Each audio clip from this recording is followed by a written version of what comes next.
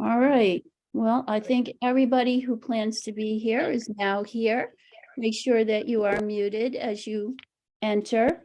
We are so honored tonight at Poolesville Seniors that we have with us Ms. Tina Clarke, Ms. Christine Clarke. She is an educator and historian. She is really the go-to person for anything related to Black history in the Jerusalem community.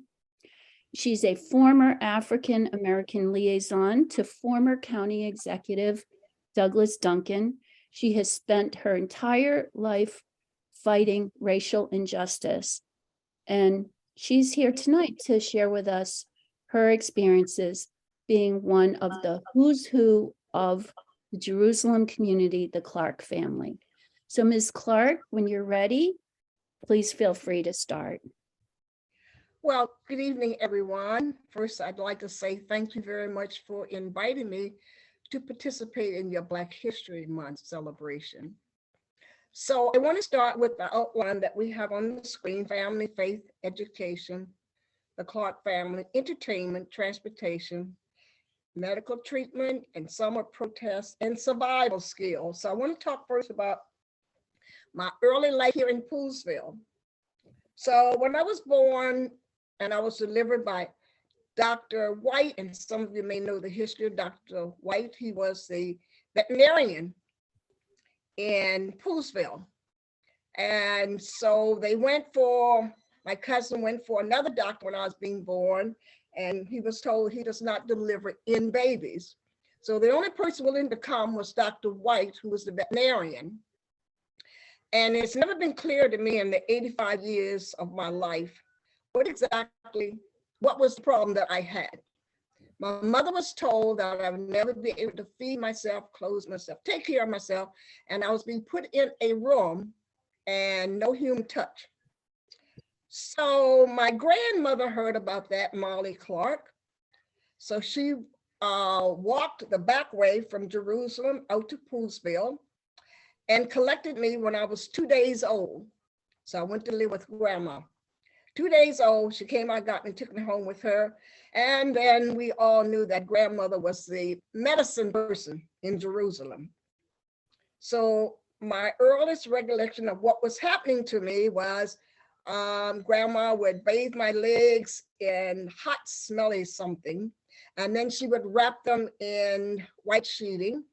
And when I sat in a chair, she would tie a sheeting around me with a huge knot, which forced me to sit upright. People say I walk tall, but I'm short, but that is one of the reasons. So if I lean forward, it pressed into my abdominal. And so for however she did it, for however long she did it, I don't remember, because I lived with her from 2 days old until I was 18. And when I won my first track record and high jump and relay, I gave all those awards to my grandmother. So that was my beginning. So my grandparents lived here in Jerusalem, and they lived down behind the church. And my grandmother stayed at home, and Papa taught music all over the county. If you had a piano, and most of the Black folks in Poolesville and the surrounding areas did have pianos. And if they did not, kids would come from where they did not have a piano, and they would wait their turn, get about 20 minutes of music lessons, and then Papa would move on to the next child. He also sold a lot of medicine and brushes and salve and all those other kinds of things. So that was a part of my early childhood. I'm just giving you an overview of it. Now, in my family, religion was very, very important. So the church, which is over 125 years old, was built by my forefathers. And when Papa passed on in his will, he left the church to the community. So my grandfather was a deacon, grandmother was a deaconess, and they truly lived by the Old Testament. Religion was the most important thing in our lives, responsible for everything that went on in our community. So if you needed to ask somebody something about something, you would have to go to the minister, because he was responsible for that information getting out to whomever needed it. Okay, so I didn't get the education yet, but I see a picture of Papa and his Lincoln University class of 1901. Now, if we're going to move to religion, which I haven't gotten there yet, I want to go back to the church for a second. So the church was the hub of the community, and all the problems were solved by the church. And in Poolesville, we were very isolated in our community of Jerusalem. The lines were clearly drawn in the sand: white Poolesville, colored Poolesville. We had all that we needed in our community. The church was responsible for all of our culture trips, working with the sick and shut in, all educational pursuits, and anything else that happened in that community came through the church. And I lived with my grandparents as a God-fearing person. My grandparents went to church 7 days a week. On Sundays, we went to church 3 times. But I didn't know any difference, so it was okay with me until kids said, I can't believe you go to church that many times. But I had no other frame of reference, so that was good for me. Okay, I can move on to education now and talk about Papa. If we want to put that up, okay. So I know in the research it said that he had 7 years of education, but according to Aunt Tina Clarke, who documented all of this, or Papa left some papers his own and she finished writing it, it said he had a 5th grade education. So because he was late getting into college, he did not start as a freshman. He had to start as a sophomore. Now, just think about this for a second. He has a 5th grade education. He's going off to college and he's starting as a sophomore. That had to be a daunting task, but he was a very special individual, so he made it work. And I read somewhere where he graduated in the top of his class, but he didn't say what his placement was. Okay, so I want to look at the document where Papa and a group of people from the Poolesville and surrounding areas wrote a document to integrate Montgomery County Public Schools no later than the school year of 1955 and 1956. Now, because we were still steeped in racism in the county and segregation, he was not allowed to present it to the superintendent of schools. They did not consider him to be on the same level. So he had to present it to 2 of the white women on that board. They in turn took it to the superintendent of the schools. Now, as I looked at some of Aunt Nana's documentations, it said at some point he did have a face-to-face conversation with the superintendent of schools. So then there's a lot of documentation. I didn't see it in yours, but I have it from Aunt Nina. And so I'm going to refer to that now so that I don't make any mistakes. So in terms of the Rosenwald School, it says, and in Papa's story, it says 19. The Rosenwald Fund was created by Julius Rosenwald, an American merchant who loaned or gave money, He provided money to improve the opportunities of Black students in America. This was taken from Tina Clarke and Lillian Brown, History of Black Public Schools of Montgomery County. So it says that he worked with Rosenwald, okay, there we go, and to purchase the land to build the first school on for Black students. And the school is now called Montgomery County Beauty Spot, where I go dump my trash. My hope is that as the people continue to complain and write letters to the county executive and anybody else who will listen to them, that will be closed. And that'd be a great opportunity for us to rescue it and do something positive, more positive and meaningful for the community. So once we had the school, then we had an all raggedy bus that left Poolesville. And the bus driver was my dad's oldest brother, Millard Edward Clarke. He was the bus driver. And he would go through all the hamlets here in Upper Montgomery County, at that time was called Western Montgomery County, all the way down Berryville Road, over in Boards, collecting all the Black students and taking them down to Rockville. In Montgomery County, we only had 3 schools for colored students, and that was Rockville Elementary, Lincoln Junior High School, and then later Carver Senior High School, which is now the administration building for Montgomery County Public Schools. Okay. And I had forgotten about how we got that building for the Lincoln Park High School. It was also a college at night, by the way. My cousin Tina Clarke actually was one of the first graduating students from Lincoln Junior High School during the day and college at night.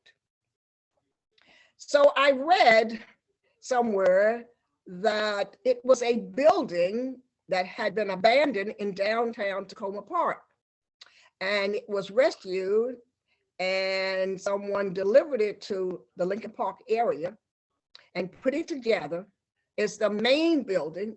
And then they secured several huts in the surrounding areas that ended up to be home economics, as well as shop and science building. Those were the buildings that I remember. So actually, I'm speaking from memory here. Okay, let me see what's next on my agenda. Okay. So, life in Poolesville. Segregation was very hard. It was a very difficult process. As in Poolesville, as well as the rest of Montgomery County, we had no control over our lives. We were told where we could go and for how long, who you could interact with. You had no rights. The government even told us what name we should use, colored and Negro at that time. Later on in this process, we chose Black and African Americans. We fought the right to even exist, to be acknowledged. All public accommodation were marked white. The dirty and damaged ones was always marked colored. So when my parents and my siblings left Poolesville and moved down to Rockville, I continued to live with my grandparents, Nora and Molly Clarke, in the Freeman's Hamlet of Jerusalem. We primarily kept to ourselves. We knew the lines were drawn. We knew where they were drawn. In our community, we had everything that we needed to live on, to enjoy the best life we could under the present circumstances. As I mentioned early on in the process, my grandfather was a teacher. He taught music lessons to colored students all over the county, where most colored families did have pianos. And in addition to that, I want to lose my page here. In addition to that, Miss Ora Lyles owned a little country store. So if grandmother needed some thread or something, she'd send me to Miss Ora Lyles' store. I never could understand why she tied a string around my finger, because that didn't help me to remember anything. When I got to the store, I had to finger around the string or twine around my finger, and Miss Lyles would say, well, what did your grandmother need? And I'm looking at the string and I don't remember. So I never really understood why she tied that twine on my finger. But you could go there and get any supplies you want. Now, if I remembered what I was supposed to get, then she would let me get a big old sour pickle out of the pickle barrel. We also canned our own fruit and vegetables for the impending winter. We were hog farmers, and every year, the whole community is shut down while we killed hogs. I know that sounds very dramatic, but that's what we did. Meat was preserved in the smokehouses. In terms of books, Papa had great books for me to read. I would read his adventure books. I could be very creative and have a great imagination. I could be on a beautiful island or somewhere else in the world, because I knew, even as a child, that somewhere in this world, things had to be better than they were in Poolesville, somewhere in this world. One of my biggest concerns was that I couldn't even get a library card. Why couldn't I get a library card? I was denied one based on the color of my skin, which didn't make any sense to me because I knew that the library was paid for by my parents, by their tax dollars. Mom didn't work, but dad certainly did. So that never even made any sense to me, but that was the law. I transitioned from segregation, the Jim Crow law, to integration, to what I believe now is a second coming of Jim Crow. My forefathers were kidnapped and stolen from their homeland for hundreds of years to work from sunup to sundown. We as African Americans in the United States of America, we made major contributions to this country. The economic wealth in this country, including Poolesville, was built on the backs of all of my ancestors. So you want me to cancel, or you want now to cancel me out? People are talking about, they don't want to read about us because it makes them uncomfortable. Don't want it taught in the schools. It makes the students uncomfortable. Well, I want to share with you that I've been uncomfortable for 85 years. I've had to adapt. I had to make adjustments and always modify my behavior because I don't want to make anybody else uncomfortable. In our culture, teaching our sons and even our daughters now, the talk. No other race of people have to have the talk with their sons and daughters. We are always in the survival mode. In my community here in Jerusalem, we had a real sense of belonging. We took care of each other. We looked out for each other. No one would do anything in this community to embarrass your family or humiliate them. And so whatever happened, your neighbors took care of it as you walked home or as you got off the bus. And by the time you got to grandma's house, then grandma would take care of it. So everybody took care of each other. The other thing that I want to mention was that Aunt Beulah Harper and Beulah Clarke, they were all foster parents. So we had a lot of kids around, but also because we took care of each other in the community, any day I could come from school and find 2 or 3 other people in the house. And so for a while I would say, well, who's that, Grandma, and why are they here? But then I got used to it because if somebody needed a place to stay, they needed warm clothing, they needed a meal, they knew they'd always come to the Clarke family and they would certainly be taken care of. Okay, so I want to cover sports in our schools. So we were not allowed to, excuse me, participate in any sports of any kind with the Black community. I'm sorry, with the white community in Montgomery County. So we had to get on an old raggedy bus and travel all the way up to Cumberland, Maryland, Hagerstown, or Baltimore, or down on the Eastern Shore. We would always be on a raggedy bus, no heat in the winter, no air in the summer. And it was always a long trip. We'd leave about 3 o'clock from school and get back 10 or 11 o'clock at night. So we were only allowed to participate in sports with other colored schools. Okay, now I want to talk about our culture. Well, let me just go back to something else I wanted to share. So as I mentioned early on, we just had the one bus. It went through all the little hamlets in the Poolesville area, picking up students, and our ultimate goal was to deliver them at the one school called Rockville Elementary School, which had a potbelly stove in the middle of the floor. And that was what we used to keep us warm. In the summertime, we just had to open the school windows. Sometimes the teachers went outside and taught us if the weather was good. So in terms of teaching tools, they came from all the white schools. Everything we got, all teaching materials and all teaching tools came from white schools. They would always be missing pages. There was never enough books for the entire class. There were no covers on the books. More often than not, racial slurs were written in the books. Books were all at least 1, 2, or even 3 years old. It was my understanding that Montgomery County Public Schools had a budget set up to rebound the books, replace any of the pages that were missing before they sent that to the colored schools. Never happened. I don't know what happened to the budget, but we never got any books that were all intact. So once again, I said our elementary school was cold in the winter and very hot in the summer. We just had that large potbelly stove in the middle of the floor.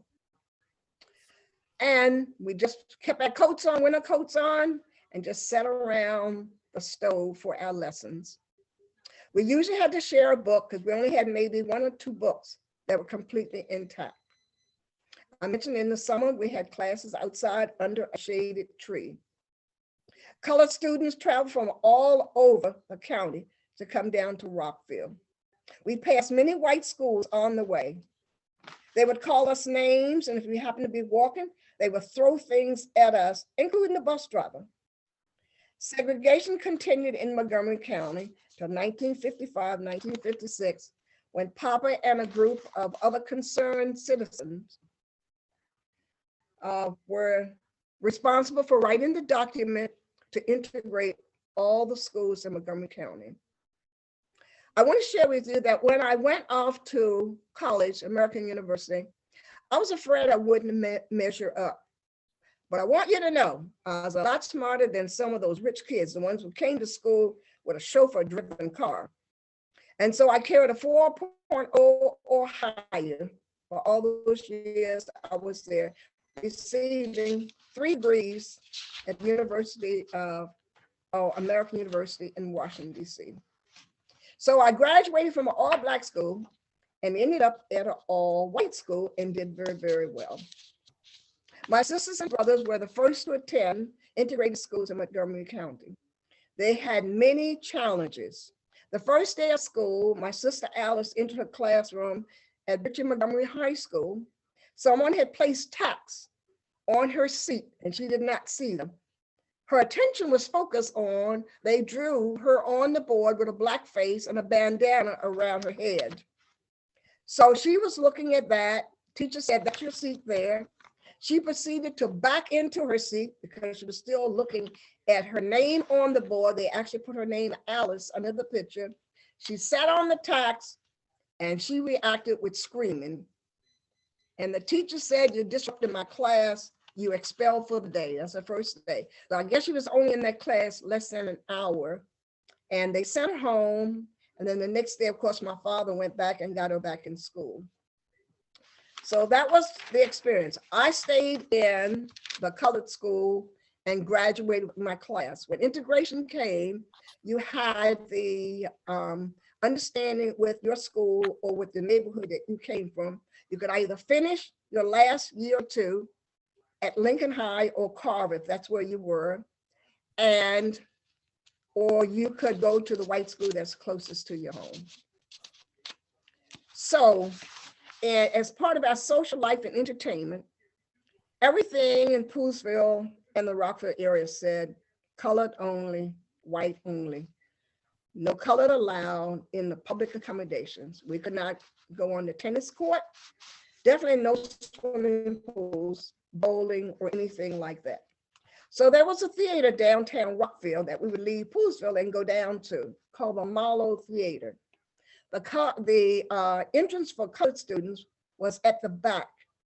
There was this long iron staircase that took us up the back, and we sat in a balcony.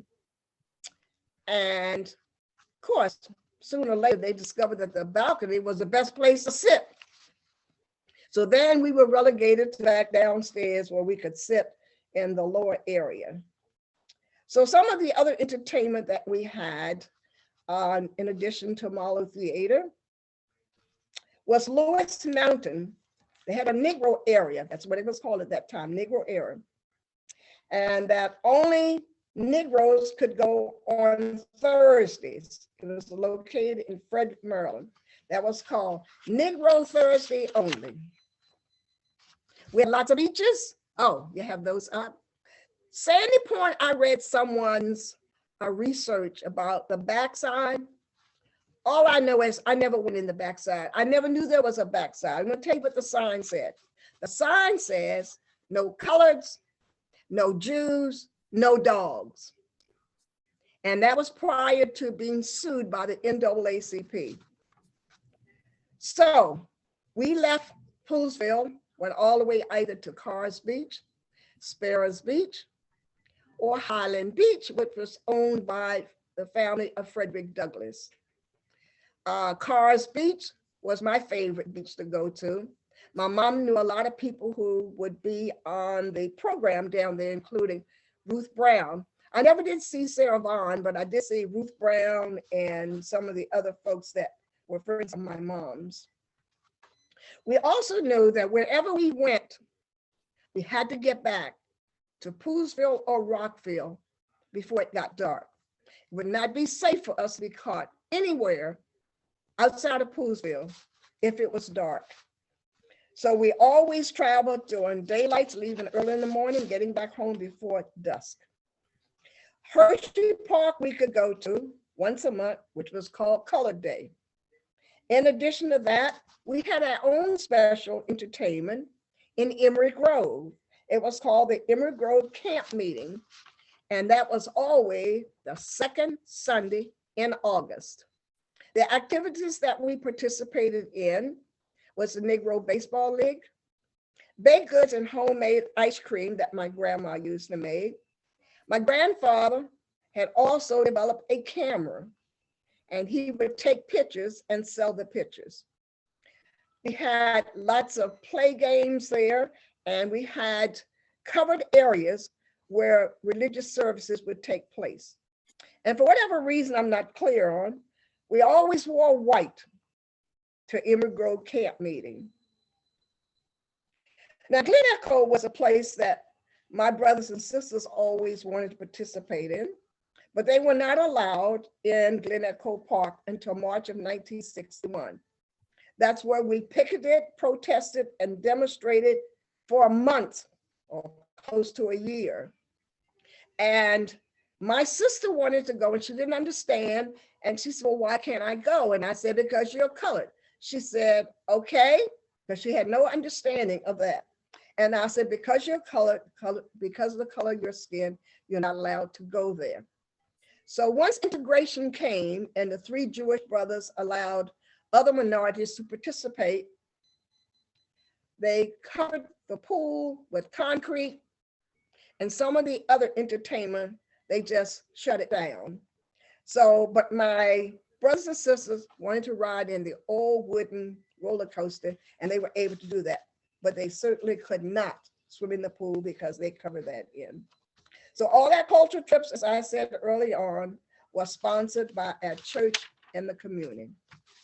Now, in terms of housing here in Poolesville, in the community of Jerusalem and other Black communities, Black people own their own homes. Their homes was built on land received or purchased from slave owners.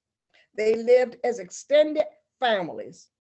In all of the African-American historic communities, they were all home owners. Scotland, Tobytown, Emery Grove, Lincoln Park, Boyd's, Seneca, just to name a few. We lived in good quality homes, brick or wood. In the basement, however, were dirt floors. Large areas for farming and gardening. My grandparents were farmers, and everything they raised is what we had for dinner or what we stored, so we would have food to eat in the wintertime. My family, when they left Poolesville, they moved to Rockville in a community called Hayti. And that was substanding housing, no running water, not even electric lights. Outhouses really up until the late 40s into the early 50s was rental property only and no home ownership. Now we'll talk about hospitals. It's only one hospital that would allow colored and Negro folks at that time to come. So Mr. T's on the Pike, I think we have a picture of Mr. T's, was a restaurant owner who was quite wealthy.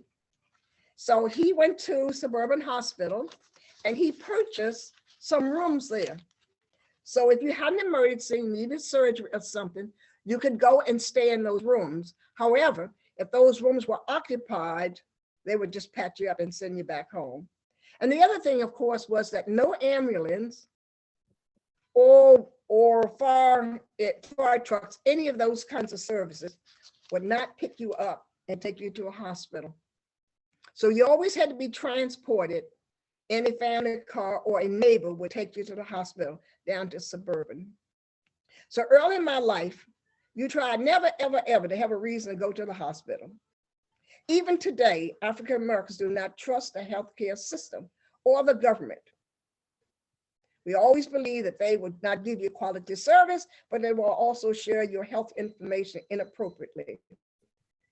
So my girlfriend Elaine and I was exploring a house that her uncle was building, and it just had rafters in the ceiling.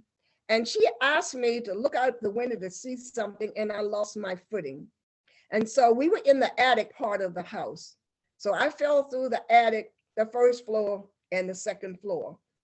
And so actually I knocked myself out. So when I came to, Elaine's mother was screaming and yelling, and they were trying to carry me, and Miss Francis could not drive. So they called my Aunt Nina, and she took me to Suburban Hospital. But in those days, all the white people there had to be waited on first. And so if more people came in while you were there, they continued to be serviced before you did. And so there was a woman there, a white woman there, who offered to give up her spot for me. Of course, people yelled and screamed and said bad things to her because my eye was sitting open.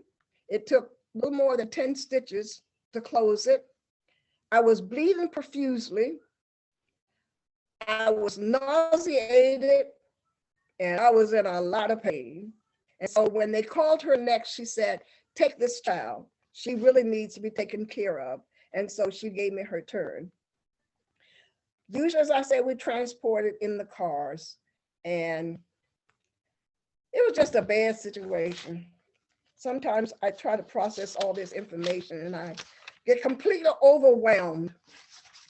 So then another time when I was on a seesaw with my sister who weighed more than I did, and she jumped off and I flew up in the air and landed on my shoulder. At that time at Suburban Hospital, I waited almost 10 hours for someone to x-ray my shoulder and give me some first aid treatment. Once again, I had a white woman who appealed to the doctor to take me in her place. My shoulder was inappropriately set. I was sent home and no medication with my arm bandaged across my chest. I was told to come back in 6 weeks. Now, Grandma could have done a much better job because at least she practiced holistic medicine and she was a doctor in our community. And Papa pulled teeth and set bones. So if you really wanted to have some good surgery, then Grandma was the person to sew it up with silk thread. So about 5 years after I fractured my shoulder, my mother received a letter that the x-ray showed that it was not set correctly, and for her to bring me back so they could break it again and reset it appropriately. Well, my mom said that's not going to happen. So that was my experience with the hospital. And as I said, we were only allowed to go to Suburban at that time. Suburban, by the way, is now Johns Hopkins. So another incident we had with the hospital, when my sister was born, my sister Patricia, she was born at Montgomery General Hospital. And so while my dad was in the room talking to my mom, I decided to go find my baby sister. So I'm walking down the hall, and I knew she was delivered by Dr. Bird. So I'm trying to find any babies that Dr. Bird delivered. So as I'm going down the hall, a doctor said to me, "Little Ian, where are you going?" And I said, "I'm going to find my baby sister. I'm looking for my baby sister." And he said, "This is a white section only." And I said, "I don't think babies care." So then he said, all the in babies are in the other part of the hotel, oh, I'm sorry, of the hospital, and you need to go there now. So I went back to the room, told my dad what had happened, and then my dad took me to find my baby sister in the colored section of Montgomery Hospital.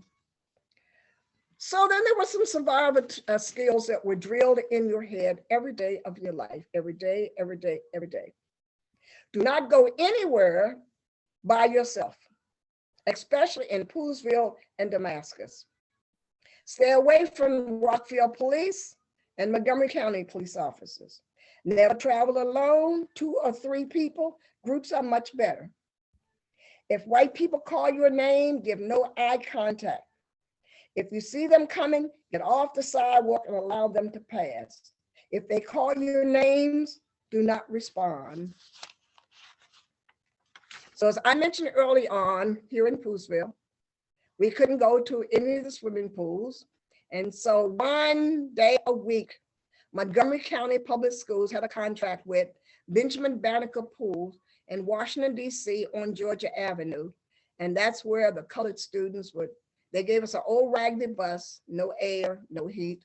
And we traveled down to Washington, D.C. once, no, I'm sorry, but I think it was once a month.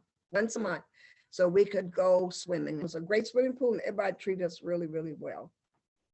So I hadn't seen the one that says no Mexicans, because I don't think that at that time we had anyone from South America in Montgomery County.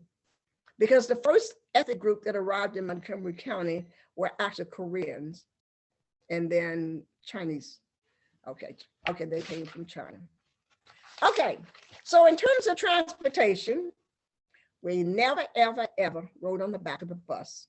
We walked wherever we wanted to go. If a parent could not carpool us, we did not go or we walked. Now, in terms of the railroad system that we had, it said colored in the back. I don't know of anyone who ever sat in the back. We took the railroad tracks and we walked all the way to either downtown Silver Spring or all the way to Washington, D.C. When my brother Benjamin joined up with Dr. King in the South, they took the Freedom trains down and then they got on the Freedom buses. Well, my brother and all of his friends who were participating, they got on that train track and they walked all the way down to Union Station where they met the other folks who were going south with Dr. King. Okay, let's see, did I cover it all? If I could talk for hours. Well, maybe I can stop here and you can ask me some questions. Yeah, I'm sure people have some questions for you, Ms. Clarke. Okay. Why are you laughing? No, because you were like, did I cover it all? That was a very broad base of topics in a very short amount of time. Okay. So it's a lot to digest. But if anybody would like to unmute and ask Ms. Clarke a question, please feel free. Ms. Clarke, thank you. That's a wonderful presentation. And my question to you is there a current effort people can support regarding the Rosenwald School as a historic site? Oh, definitely. I think that Denise probably has more information than I do because I've been working for a long time to have it declared historic. At one time it was in Aunt Nina's books. She outlined exactly how that school was built by my forefathers and how the money was paid. And I can go back and cover that in just a second. But it had a plaque on it that said Rosenwald School. About 2 years ago, during the pandemic, that plaque disappeared. Now what you see is an outline of where the plaque was. So I would like to get it back there. And we just need to make sure that we have all our little ducks in the row. There is an effort, I can tell you, to make that happen. And if you want to learn anything about it, Historic Medley is having something on March 15th. in the Mhm. old bank building. It's a public forum, I guess, and it's going to be about Ralph Buglas is going to be talking, and Knight Kiplinger, and they're going to talk about Black schools in Montgomery County, and they're very interested in preserving the school. Ralph, you want to talk about that? I was gonna say, Ralph, what do you know? Yeah, it's being organized by Historic Medley. And I'll give an overview of not only the Rosenwald School, but Boyd School, the earlier school in Poolesville that was at the Love and Charity Hall, Right. Seneca School, Selman School, and Martinsburg School. Right. I'm familiar with all And of then Edward U. Taylor School, which came along early 1950s. Which And And softball, so, is and, that and White so we're Grounds- hoping, I'm sorry, what? Is that White Grounds Road? I know back in Yes. this. Okay. Yeah, that's Edward Taylor. Yes, Okay. opposite the Boyd School. Right. And so we're hoping, as Miss Clarke said, hoping at a minimum that a sign will be replaced there, but it has the original windows or some of the original It windows. does indeed, red windows. And it would be a marvelous museum, at least that part of it. Maybe the county could still have some of it, but so that's the goal. As Ms. Clarke said, we have to get the ducks in the row. I know that the town commissioners at their meeting this past week mentioned something about working on trying to get the Rosenwald School at the beauty spot preserved. And I know there's some effort actually by the town to try to foster this project as well. So I think there are a Yes, lot of, Link Ho-Wing is very involved Yeah, Link. also. yeah. So there's some There's- movement for it. Let's keep it We going. just have to keep the momentum going, right? Yes. Yeah, I if agree. you on the 15th, Ralph, could, provide, maybe some kind of petition or something, or, if you're talking to Link or, I don't know, maybe Kenny Scholes or somebody, if there is like something that people can sign on to, that Well, would that's be a good awesome. idea. I will pass that along Petition. to the main organizers. Yeah, that would be awesome. Thank you for considering that. Excellent. Any other questions? Yes, ma'am. What would you like to ask, Ms. Clarke? Are you talking to me? Yes, ma'am.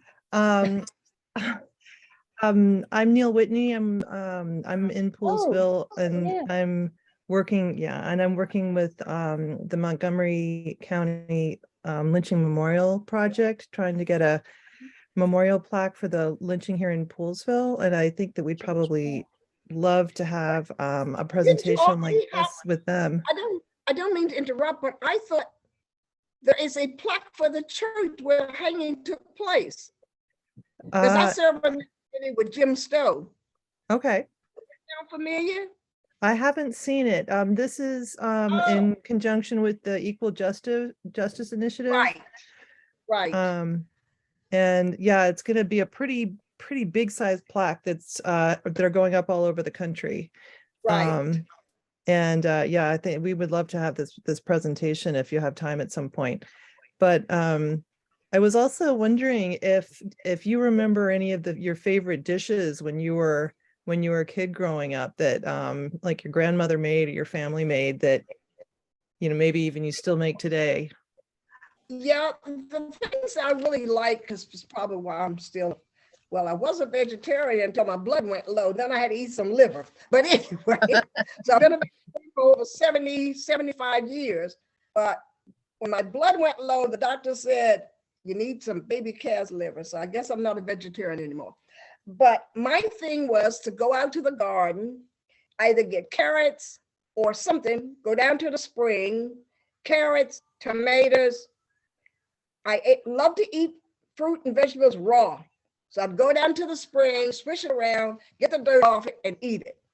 Now, everything grandma made, I loved. So for my birthday, she always made me, if I was sick, She always made me a coconut cake. Aunt Beulah always made the caramel cakes. And Aunt Beulah had the special recipe for cream corn pudding. That was her favorite.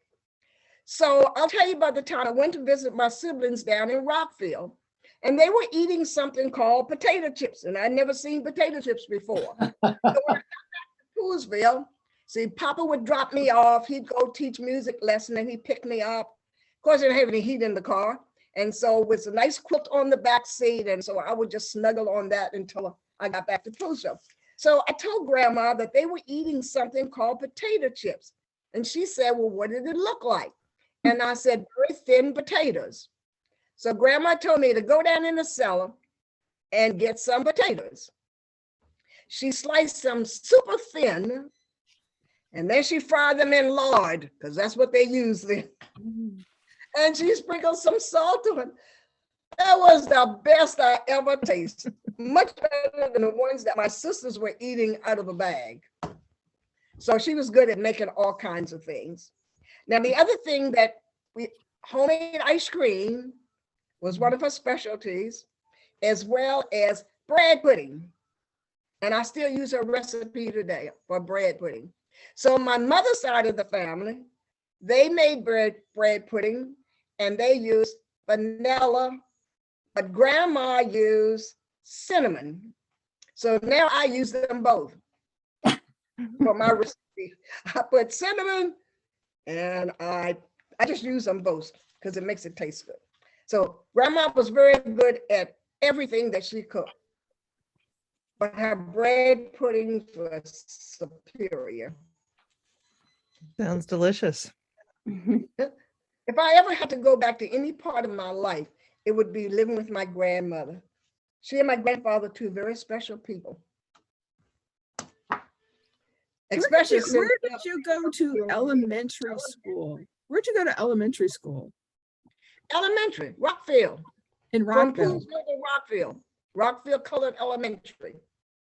Was that because your uncle was driving the bus? No, that's because I live with Grandma in Poolesville. Oh, And yeah, and so I would get on the bus with Uncle Ed. And our first stop was usually Berryville. You know where that is? Berryville Yeah. Road. Mhm. Okay. Go through there and pick up all the Black students in that area. And then we would double back to Boyd's and all the way down. So if we left, we could conceivably leave Poolesville around 5 a.m. and wouldn't get to school till 9 because we had to pick up all the kids. So anybody who was going to elementary school, we would pick up. And then the other kids who were going to high school or Lincoln Junior High, they had another bus. And then the kids later who were going to Carver, and then Lincoln and Carver would ride together. so So we you would leave- didn't go to the Rosenwald school. That was, No, I did not. No, I did not. well, was it operating at the 1938. time? I'm sorry? Was it operating at the time? No, it was not. It wasn't. Okay. No, it was not. And we did not have Head Start or kindergarten. We started first grade. And you had to be school ready. You had to know your name, how to write your first and last name. You had to know your birth date. You had to know the primary colors, and you had to know how to count and read. Wow. How And big if you were knew your how to read, classes? the other kids didn't. So here's an anecdotal story. So there was this girl named Anna Hall. I'm gonna put her name out there because she tried to beat me up every day.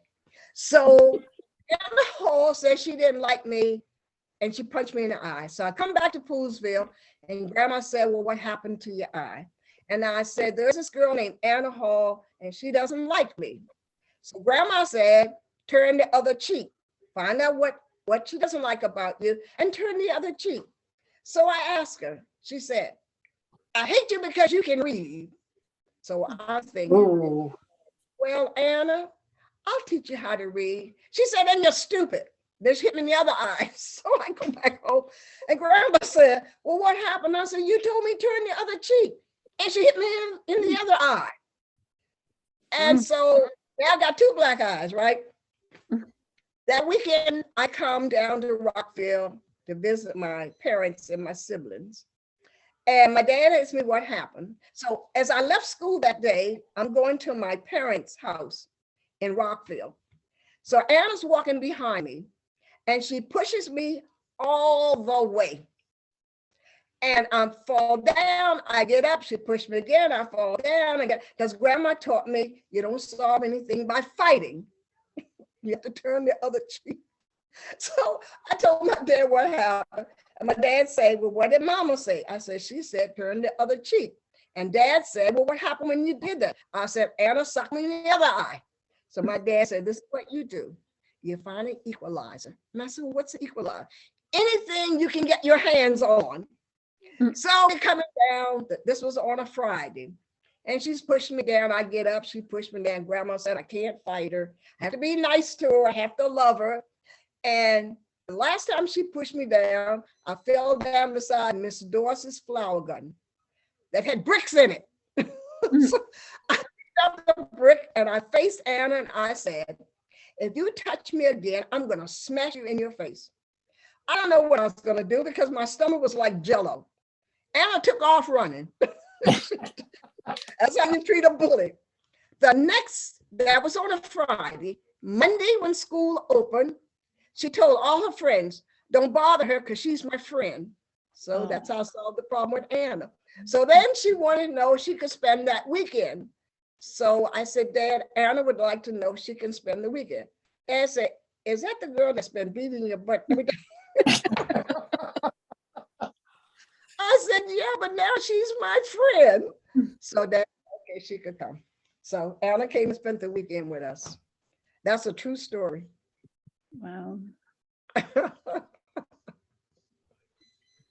Now, Ms. Clarke, there on Texas Road, or what you all used to call the community of Texas on Peach Texas, Street. right. Uh-huh. So there was an Odd Fellow Hall there. Uh-huh. Where was it? It was also used as a school. Right. Where was that particular building? You know where the old church is in Texas? The old church. Somebody help Yeah. me out. What is she referring to for the old? There was a church there, and that Odd Fellow Hall was either beside parallel to the church or to the back of the church. And the same is in Martinsburg. You know where that old church is? Yes. Okay, now that building has been restored, right? Right. Because when I worked for the county executive, he had a whole bunch of monies allocated to fix it up. And I don't know if you heard the story about how when they took out the windows, for whatever reason, they stored the windows in the building. Yeah. And somebody stole all the windows. Yeah, someone was All the talking. lead glass windows were stolen. Yeah. But that fellowship hall, or Odd Fellow Hall, they were usually near a church, usually. Right. Because most of the churches also held classes for students. And what's the name of that church? I can't think of the name, and neither can I think of the one off the top of my head.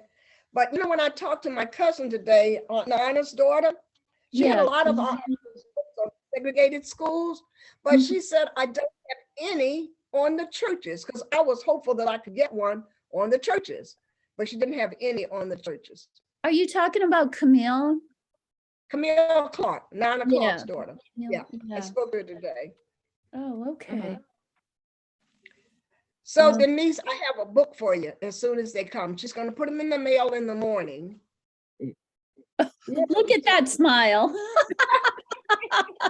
I said we should have had one for the auction. We could have got some money, but Yeah. Because if you go online to buy one, you know it costs over $1,000. Yeah. yeah. You're talking about the public Is it education. this book? I said, how many do you have? She said, Oh, look That at book. that one. I'm Yeah, glad I have a copy. It's worth $1,000, Ralph. yeah. But Yeah. she's not charging me. She said, I'm not charging. I'll just give them to Oh. you. So I've got 4. I asked for 4, but I said, how about 2 more? I don't know if she heard that part or not. So I'm either going to get 4 or I'm going to get 6. And so those will belong to you. I hope that makes you happy. It does. really happy. So, And because I have Ralph's book, I went and picked my book up early so I could read your book, Ralph. Which is that, the Rockville? Yeah, the Rockville book, because it was in our auction. I bought the one in auction and Thank- oh, all right. Congratulations, you got it. I picked it up early because I said, I need to look some stuff up in there. What was your bid? What did you bid on it? I think I paid $30 for it.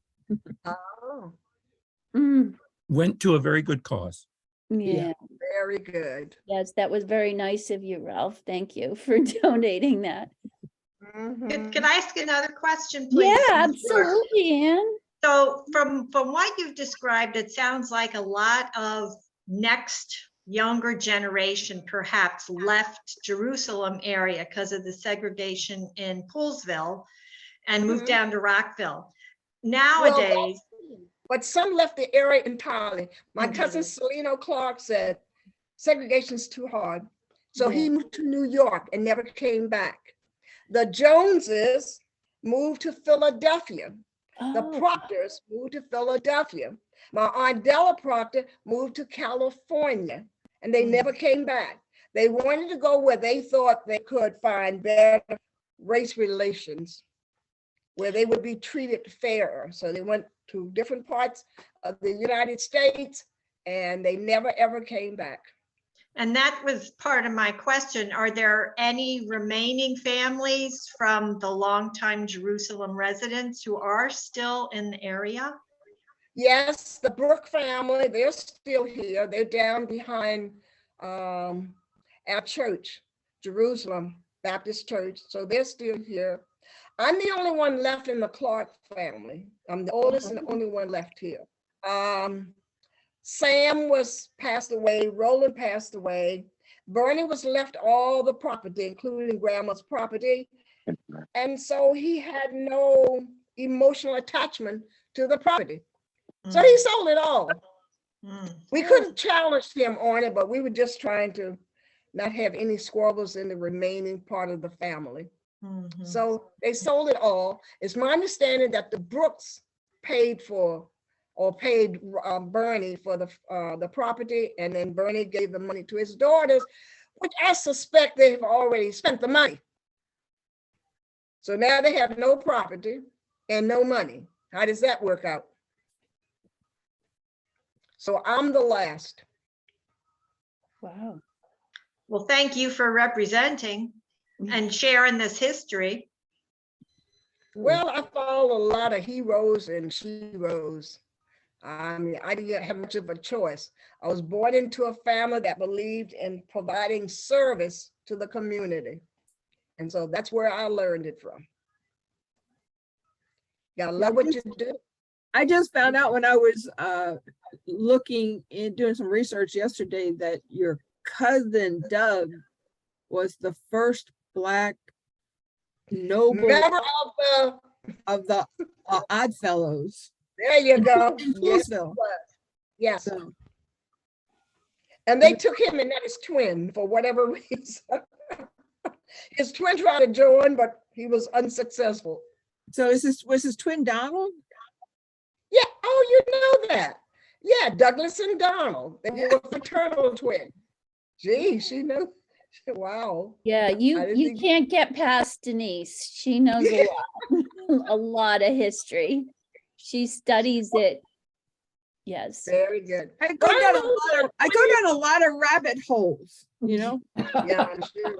I Easy to noticed that do. 20 participants, so nobody else has a question? Well, I was going to ask you, did you ever become friends with any of the, residents of the other historic Black communities like Sugarland or Oh, Martinsburg? absolutely. We all went to segregated schools. So that means, when I became the African-American liaison officer to the county executive, he would say wherever we went, there were always people that would greet us, talk about whatever's happening in the community, or they needed a service. And Doug would always say, do you know everybody in Montgomery County? I said, no, just the Black folks. Know them all. Well, I think that came from your, All- I think that came from your grandfather. He must have known every person in 3 counties. He did. I'll tell you something interesting about where Lewis Orchard is. If you look at the papers concerning all the land that we had here in Jerusalem, so Papa sold that land where Lewis Orchard is the year I was born, 1938, because he needed the money to pay for all the property that he had here in Poolesville. So at one time we owned that land down on Peachtree Road. I have documentations on that as well. Wow. Well, we have to get a whole group of people together to digitize all your papers. Well, actually, I had that done because, as I shared with you before, that most of what I have in this house is more than 6 generations old. Right. And so when I was serving as a consultant with Smithsonian, they did all of that for me because Did they? every year I would loan a lot of my artifacts. But when I moved here, I left a couple of boxes because I had a moving van from hell. And so when I called them, I said, I have 2 missing boxes that are still on your truck. No, we already cleaned the truck out. Whatever's in it, we threw away. Wow. So I had lots of talking, lots of meetings trying to secure that, but they said they put it in a dumpster. So I lost all of that.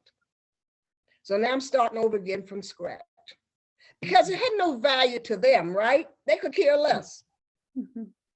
Because I said, leave my property, lose my number, and don't ever come back. They were horrible, broke up a lot of my stuff, and they were just horrible. So I call them the moves from hell. Whenever somebody said that they need a moving van, I'd say, this is one you do not want. Well, does anyone else have questions or comments they'd like to? Share? 20 people. 20 people, do you have any questions? Yeah, It's just- 20 people. Do you have any questions? You are blunt, Ms. Clarke. I have one more question. What was your experience when you went to American University? Such a different, larger environment. Totally different environment. So we had a president there, not there anymore. So I did not pledge any of the sororities because my dad said, why do you want to join some organization that want to hurt you first before they let you in? So I joined the Black Student Union. And so we were having an event and the president of the college decided who would be the guest speaker. So I go to his office. I'm sitting outside his office and everybody's ignoring me. And I kept checking. He's still busy. He's still busy. And then when the last person came out, I slipped on into his office. And I said, my understanding, you decide who's going to be the speaker for my class. And he said, well, I tell you what, since you are questioning that, you find the speaker, which I did. But I didn't join any of those other organizations. And my experience was that all the rich kids who came high on marijuana, driven by a chauffeur, limousine, most of them came barefooted because they were wealthy. They could do whatever they wanted to do and make a large contribution to the school. So they would say to me, I know where she's going to be this weekend. She's going to be over at Library of Congress studying. They bought everything they needed. They would say, write my paper, you got $50. Somebody would write the paper. I need research on this. I'll give you $100. Somebody would write that and do all that research for them. And that's how they got through the school at the university or the American University. They purchased everything they needed. And I always took good notes. And so sometimes they would say, hey, Ms. Clarke, can I buy your notes? No, you need to get your own notes. And I never sold my notes to anyone. But when I found out that they had someone working in the office where they produced the exams, the test, and they had already paid the guy, I mean, in those days, that was a lot of money. They paid him $400 to steal the test for them. And I heard about it, right? So I was a teaching assistant at American University when I was getting my master's. And so I went to Dr. Robert Karsh and Dr. Geiser, and I told them what happened. So they all knew they had the test. They were going to ace it. They were all going to get 100%. So I always studied for my test. I didn't pay anybody for anything because I said before, the last thing you could do in my community in Poolesville was embarrass your family or humiliate your family by cheating. So when I got to American University, I had never seen anything like it. They had written notes on the sleeves of their shirts. They had on their pants, wherever you can think on your body, they had written notes. And I would just sit there and just look at them go, how dishonest is that? There's one thing I tell my students now, if you cheat on an exam, that does not help you, it hinders you. Because if I ask you the information 10 minutes from now, you won't be able to answer it because you cheated, so you don't have the information. But that was my experience at American University. I had never seen such cheating in my life. So that morning of the test, oh, they were high-fiving each other. I think in my class, there were 3 Black students, Michelle, Kofi, and me. So there were 3 Black students in my class. And so they knew better than to cheat. So they were high-fiving each other. And then the teacher passed out the test. They looked like a bunch of deflated balloons. They just went, hey, what happened? This is not the test. So they all flunked. They had to come in that following Saturday, take tests all over again. They had 2 options. They could be suspended from school or take the test all over again. So the 3 of us, the 3 Black students, got an A on the test. We knew how to study. So when I went to American University, I was frightened because I didn't think I would measure up to those students, but I did.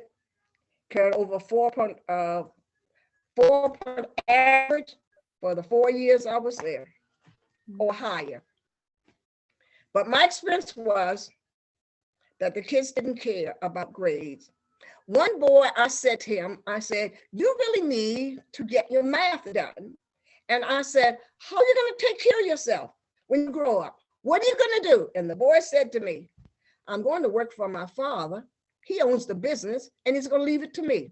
And I said to him, I said, and your employees go steal your blind and then the business will fold.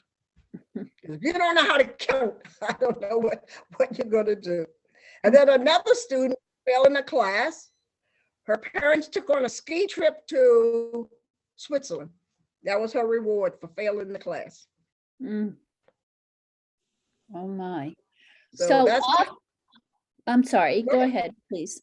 I was so gonna that's say, what happens when you are wealthy, you can buy anything. And one girl told me, she said, oh, my father give a couple $1 million to the school for a new building and everything will be fine. So we graduate functionally illiterates. Ms. Clarke, off topic Yeah. of American University and your experiences. Do you have any friends who still live in like Big Woods or Sugarland? Yes. Yeah, you keep up Well, with them? Anita Neal Powell, we've been friends for more than 35 years. And she I lives believe in, she's attending our event this evening. Yes, Well, I see her name okay, here. she's listening. Okay, so she's in Lincoln Park. And then we have Phyllis Shaw, we call the mayor of Tobytown. Oh, And then we have the, oh shoot, I just forgot the last names, down in, gee, my blood must be low today because I'm forgetting things. I don't think you ate So, dinner. We're still friends. The same friends that I started in the first grade. We went through 12 years of school, and then we went to different colleges. So one of my friends' name was Ida Mae. I won't give a last name. And so her parents owned the only Black store in Lincoln Park. And she's still alive, and we talk at least once a month. But if there's an event coming up, then she will give me a call. We always remember each other's birthdays. And then the other one is my friend Ruth and my friend Elaine, and we've been friends since first grade. So yes, we stay in contact. Mm. And you're still teaching, right? Yeah, that's right. Yeah. Special needs You're kids working with kids at Longview? at South Lake Elementary School. Oh, We Southway. were there, yeah, we were on contour, and we're having a new school built. And so we're in a holding school now in Emery Grove. So that's where we are for 2 years. This is going into our second year and our school is almost ready. So we'll be moving back. It runs off of Montgomery Village Avenue. You stay busy. Well, I we- did cut back Any question? I was gonna say, bit of, we- I'm sorry, go ahead. I was gonna say, we're like about 15 minutes over where we usually are, but if people, want to continue, please feel free. But if you're like, okay, my hour is up, I can leave now, you can do that as well. But I think a lot of people are still enjoying hearing your story. Okay. Well, they So- can ask questions. Well, somebody just left and we're down to 19. You do keep track.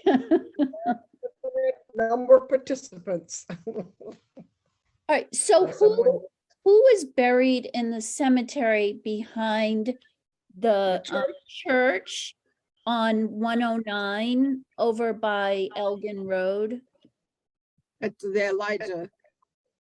Or it was Yeah, Elijah. well, okay, so the family was, my mom's side of the family, the Jones side of the family, the Davises, they were members of Elijah United Methodist Church.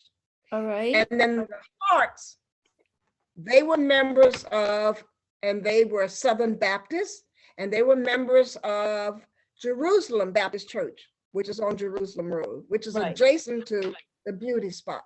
right. Now, most of my relatives, including my brother and Papa and Grandma and Uncle Sam and Sam, Roland, Donald the my Douglas. my sister, yes, Douglas, Donald, Peggy, they're all buried behind the church, In Jerusalem. Jerusalem. And all the members, they are in the cemetery on Jerusalem Church Road, which is adjacent to the Extreme Makeover House. That's where they're Right. buried. Right. And Mhm. behind, and in the Elijah United Methodist, Mhm. behind that, That's where my is, mom is. we're talking about the Spanish that has the marquee that's Spanish, right? Yeah, No? one of these days I'm gonna buy that church back. But anyway, that's a story for another day. But my mom is buried there, the Jones, that's the Jones Cemetery. Jones That's the Jones, Cemetery. Marjorie Jones is buried there, Yeah. and Worthington, and Preston, and my grandfather, George Jones, we call Ace Jones. So the next time you're in Rockville, go to the courthouse, the one that's made of concrete. Mhm. That building has been standing for over 100 years. My grandfather, George Jones, they call him Ace because any job he had, he aced it. So he was called Ace Jones. He built that courthouse. Oh, It's wow. never cracked. It's never had any damage to it, and it's still standing. Now, the Wow. people put in the sidewalk, I think, has to be repaired at least once a year because it's always crumbling. Every time I go down there, they put in another sidewalk. But the part that Granddaddy Jones did were the steps that led out to the sidewalk, still intact. It's more than 100 years old. So that was my grandfather who lived out in Poolesville, adjacent to the church. So that was their church. The So- Joneses, the Davises. So who is still in Jonesville? Anybody? No, No. nobody's part of our family. And you said No, they all went to nobody's left. Philadelphia, ma'am? Well, yeah, the Jones, granddaddy had a brother named Elmire. So Oh. all the descendants of Elmire Jones went to Philadelphia, and they're still there. Now, they did come back when we had the grand opening of the slave cabin down at the museum. Yeah. Oh, they came back African-American for it? Relations. Oh, wow. Right, Yeah, yeah. And that's up on the second floor. So they came down for that. saw it. And prior to Sam passing away, they came every year for family reunion. We had a big family reunion every year with the Clarks and the Joneses and the Dorseys and the Mm. Proctors. Oh, So you the know what? last we had was, I'm sorry? I was gonna say, I thought of the question about George Dorsey. Was Yeah. he your, because if you look through the census, there's two George Dorseys. There's Yeah. one that's living with your your grandmother's Mother. sibling. Did And you there's find Frank Dorsey? I found Frank Dorsey? I found all those Dorseys that were living with Tillman and Rachel. Yeah. Okay. Because slave cabin, which is adjacent to my property, that was a slave cabin that Uncle Frank lived in with Aunt Molly. Her Molly was spelled different. Okay, And Uncle Frank was over 6 feet tall, and Aunt Molly was 5'10", and that was very tall for African American in those days. Uncle Frank was almost 7 feet tall. So so, they had to get a special castle for him.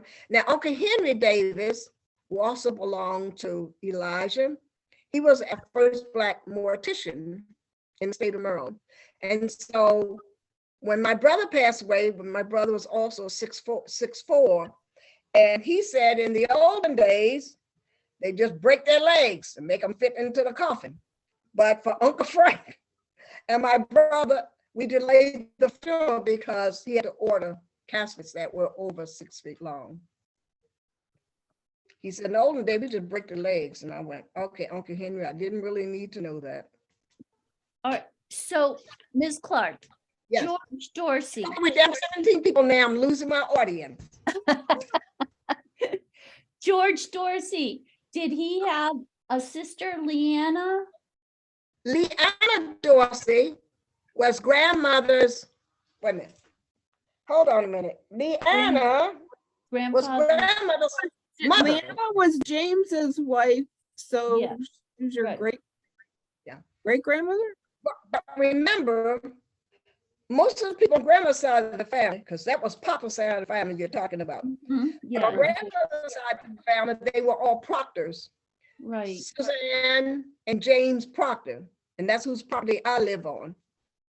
Oh, okay. Yeah, So It was Molly left- Proctor, so Yeah. grandma's family. she was a Proctor. She was a Proctor.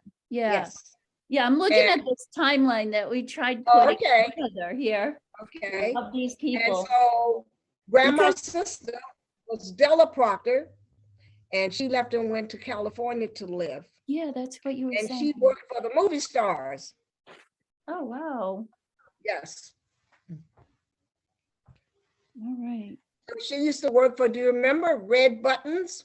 Yes. Remember Red Buttons? Well, she worked for Red Buttons. Wasn't some of the that other- Sanford and Son? Was that? No, No, different Red. That was Red somebody Red else. Buttons was a comedian on Yeah. television. He Yeah, was hilarious. Yeah, Yeah, he was. it was really That's funny. who she worked for. But you know, in person, he was very mean.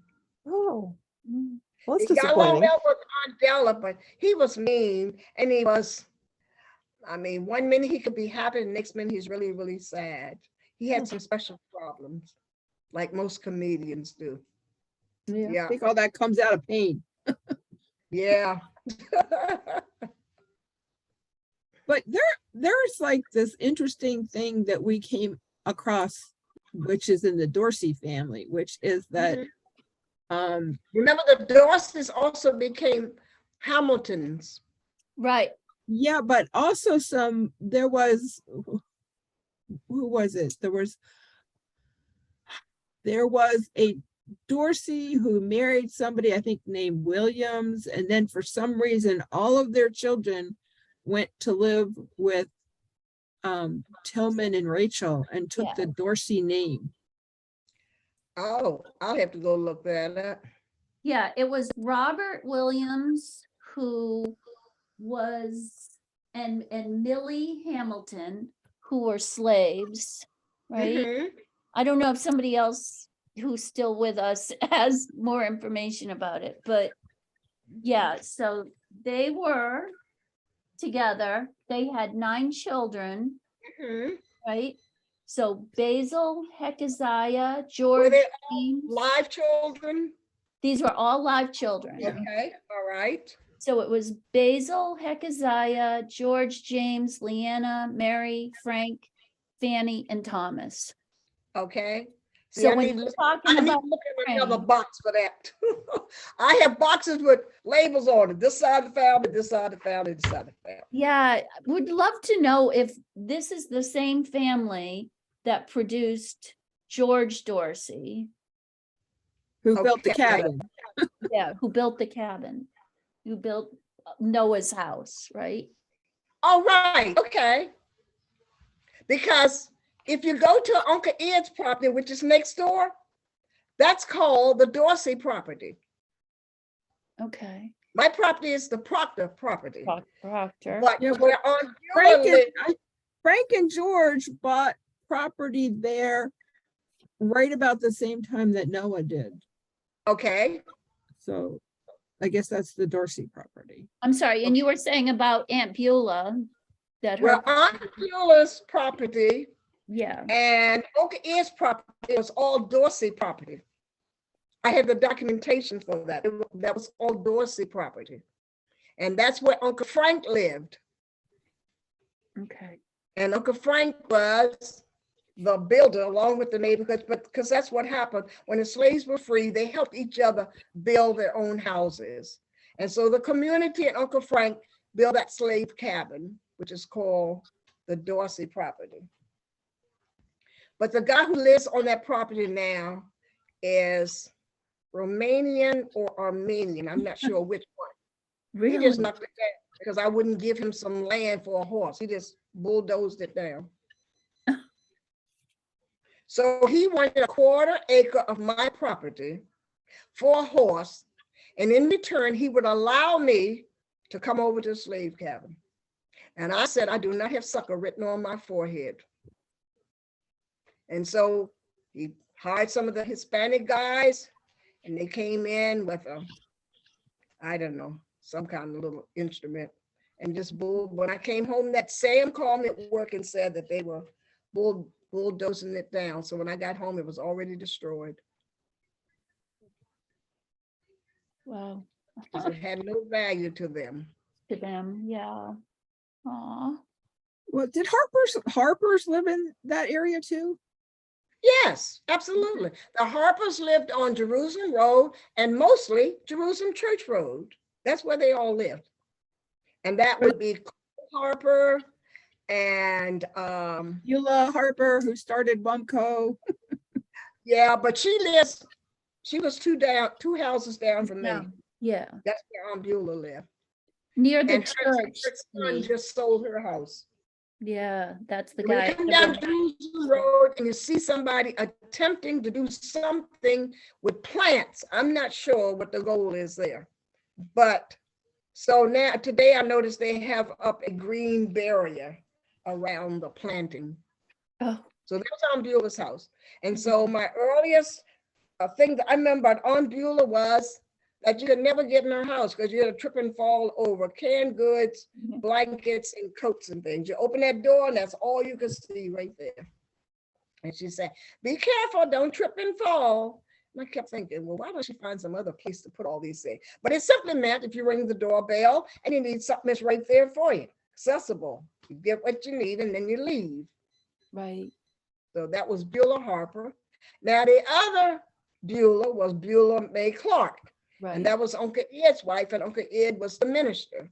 And he drove the school bus to the school that Papa had built with Rosenwald. Yeah. He was the bus driver. Was he a minister at the Jerusalem Baptist? No, he had his own church. It was in Laurel, Maryland. Oh, okay. Sometimes he would be the guest preacher there. But yeah, his was in Prince George's County. Boy, we're learning a lot. Yeah. Yes, we are. All A good right. thing it's recorded. I was gonna say, yeah, so y'all can go back to our YouTube and check it all out, what you've missed. At your own leisure. Yeah. Does anybody else, like, we have several people who are still here. And There are. please there are several of you. feel free to unmute if you'd like to say something, or you'd like to, ask Ms. Clarke something. I mean, it's very rare that we have an opportunity like this. And that's why she's still with us, and she's been gracious enough to stay with us this long. I mean, that's much appreciated. Well, thank you very much. Well, I just wanted to appreciate say it. thank you. This has been fascinating. There's so You're much I very don't know. Now I know a lot more. Thank you. That's excellent. All right. Just one thing I would like to say. Yes. I ma'am. don't see much improvement in race relations between Black Poolesville and White Poolesville. Now, when I was building my house, my builder called me and asked me, he said, "When I ask you something, and I hope I don't offend you," he said, "every time I order something for your house, they will invariably ask me, am I delivering this to White Poolesville or Black Poolesville?"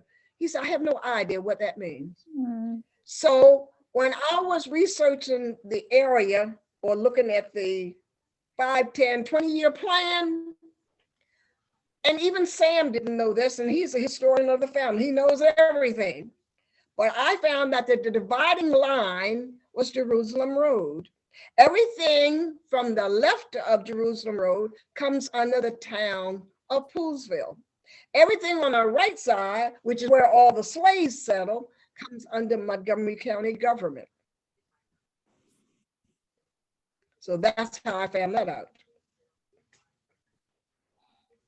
Because I couldn't understand why the county would allow 100-year-old trees to be taken down for that development.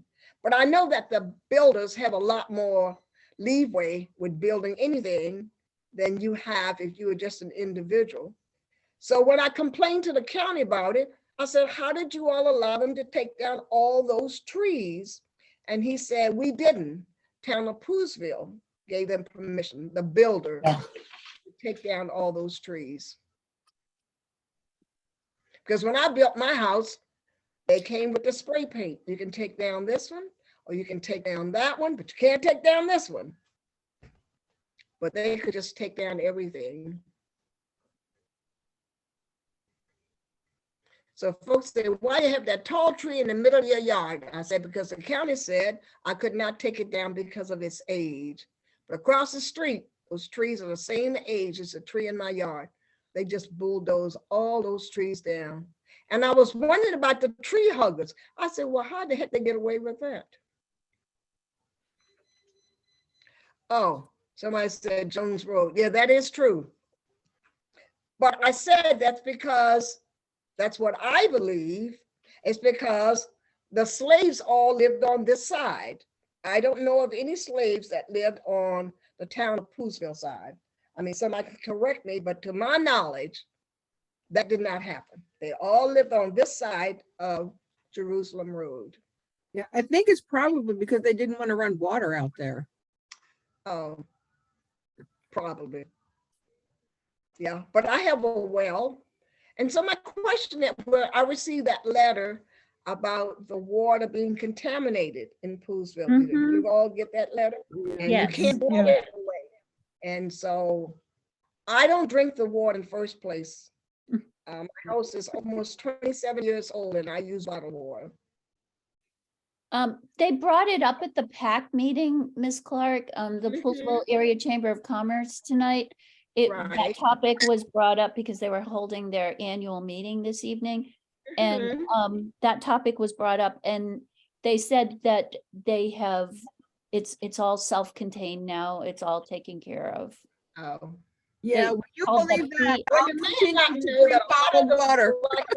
I am telling you what was said at the meeting, all right? The Yeah. PFACs have been somehow taken care of. Yeah. Whatever. That they had discovered in whatever wells they had found, yeah. Oh. Well, a lot of my relatives, most of my relatives, almost all of my relatives here in Jerusalem died of some form of cancer. Oh, wow. Well, except Uncle Frank, he just died of old age. Yeah. But Grandma, Papa, Aunt Beulah, they all died of some form of cancer. And Well, they there's also the always- incinerator in Dickerson dumping stuff in the air. Yeah. And Ms. Clark, I've got another question for you, actually. You Okay. know, if people want to go, whatever. The Owens Park, right? Your- Orange Park was a project of Beulah May Harper. Yeah, I know, along with the Stearns, right? Yeah, it's just sitting there deteriorating. Yes, And yes. so I met with the people from the African American Health Program, which I started under the administration of Doug Duncan. Yeah, And they came up here and we talked about opening that park up and they never came back. So I don't know what happened. It's just sitting there deteriorating. Every once in a while, when I go up to Sam's house, I see people playing tennis there. But other Right. than that, it's just deteriorating. yeah, but the actual building, you know, they used to use it, they would rent it out, actually. Yeah, we used to rent it. We used to rent it for our family reunion. Mhm, yep, I had rented for something personal as well. But, Mhm. and for a while, there was a senior center program that was There was, operated they would out bring of them there. down on a bus. Yes. Mhm, Mhm. It was. yeah, I think there's So a that- problem with the bathroom in there, and that's why they don't use it. but do Bathroom, I don't know whether it's, Was it to do with accessibility? no, I don't think it's accessibility. I no, think, it's wheelchair accessible. is it? that- Yes, the bathroom is. I don't remember it not being, but I think I don't know if it, I don't think it's hooked up to a sewer, so it might not perk anymore or something. I don't know. Mhm. Well, I see something on the screen about Laura, my aunt Laura. Okay, so she was my grandfather, George Jones's sister. And she married a Robinson. I just saw that message come up. She married a Robinson. That was my granddaughter, George Jones. That was his sister. So that was from Flo Prather. all right.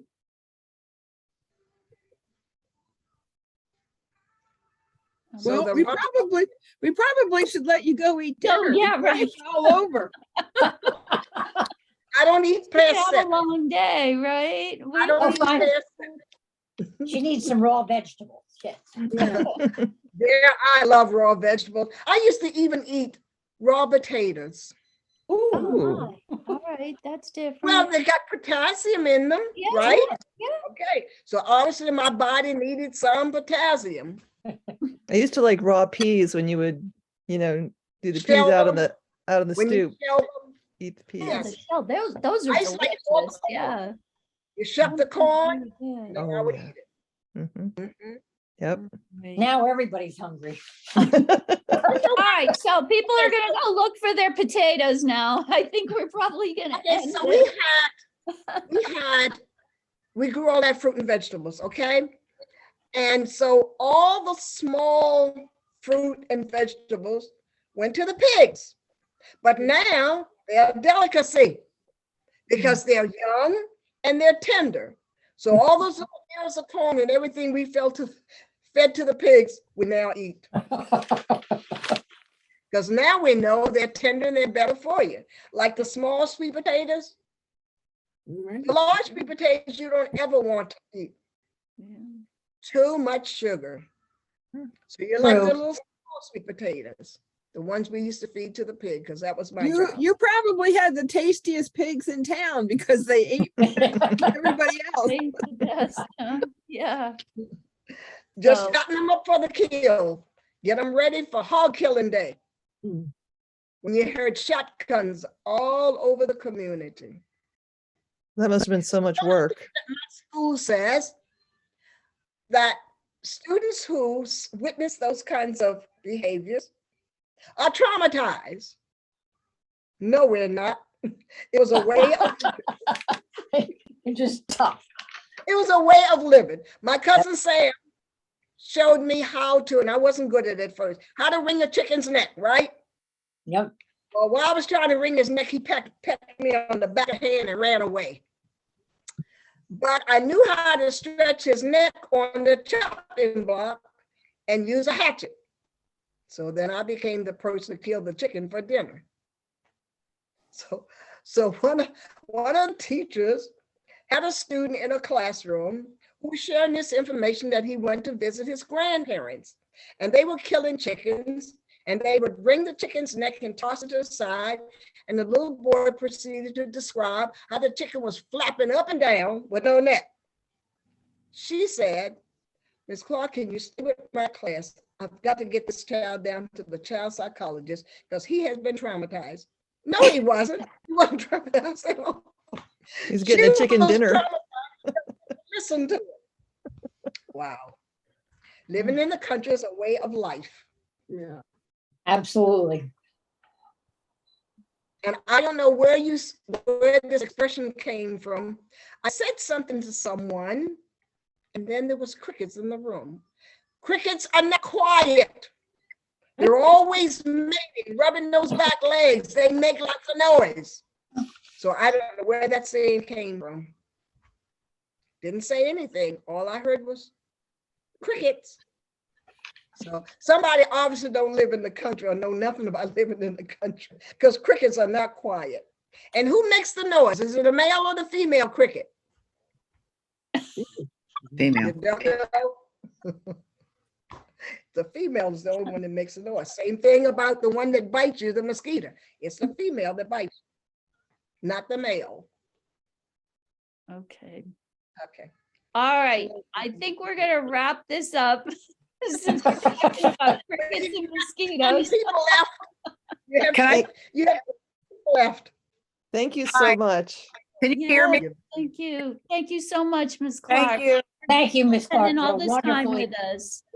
It was Appreciate great. it. I Appreciate hope it. we're gonna see you on March 15 at I think AT&T. Is it a 16? 15. 15th. Yeah, Oh, yeah. Ralph, who was I here wrote down 16. earlier. What day of the week is that? What, somebody have a calendar? I think it's a Wednesday. Oh, okay, Might that be is Wednesday. the 50. Because that's my Bible night, Bible study class. Okay.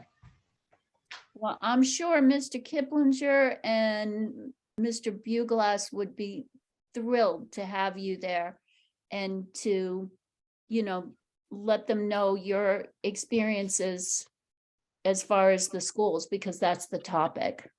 Okay. They're going to be talking about the I Rosenwald do School, have and you can say what you know about what happened to the school and Yes. how it's gone through its evolution.